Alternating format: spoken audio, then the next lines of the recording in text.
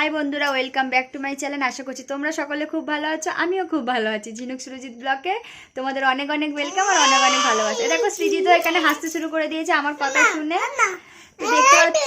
তো এখন চলো আমরা রান্না বান্না বসাবো, তোমরা সেটাই দেখো কি রান্না করি আজকে।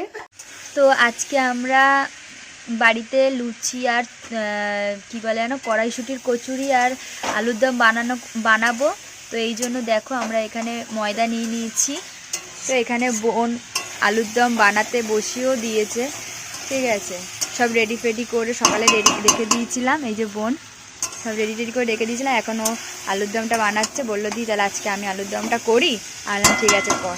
তো ও আলুর দমটা বানাচ্ছে আর আমি এদিকে এই যে ময়দা মাখবো বলে রেডি করে নিয়েছি। তো চলো ভিডিওটা দেখতে পাবো।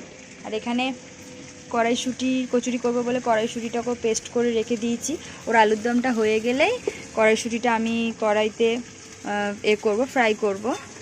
এখানে কড়াইশুঁটিটা আমাদের কড়াইতে নেড়ে নেওয়া হয়েছে, তো দেখেই নিয়েছো পুরো টান টান হয়ে গেছে। আর এইখানে লেচিও করে নিয়েছি, এখন পুর ঢোকাবো আমি আর বোন বসে বসে দুজন মিলে। সবার প্রথমে তোমাদের একটা জিনিস দেখাই, দেখো এই যে আমার বর যে জিনিসটা বাজাচ্ছে সেটা আমার বর নিজের হাতে বানিয়েছে। তো এতদিন পর এটা ওপরে সানসেটে তোলা ছিল, এতদিন পরে আমার বর এটাকে বের করে বাজাচ্ছে, তো তোমাদের সেটাই একটু দেখালাম কি সুন্দর করে দেখো নিজের হাতে বানিয়েছে জিনিসটা। তো দেখতে পাচ্ছ সৃজিত এখানে বায়না করছো, ওর বাবা ওইটা বাজাচ্ছে, ওটা নেবে বলে। একটু হাসো, স্মাইল করো পাপা, স্মাইল স্মাইল করো। তো বন্ধুরা দেখো আমার ফাইনালি খেতে বসে গেছি কচুরি আর আলুর দম নিয়ে। তো দেখো আলুর দমের কালারটা হেভি এসছে। এখানে এরা খাওয়াও শুরু করে দিয়েছে, আমি ভিডিও করতে ভুলে গেছিলাম।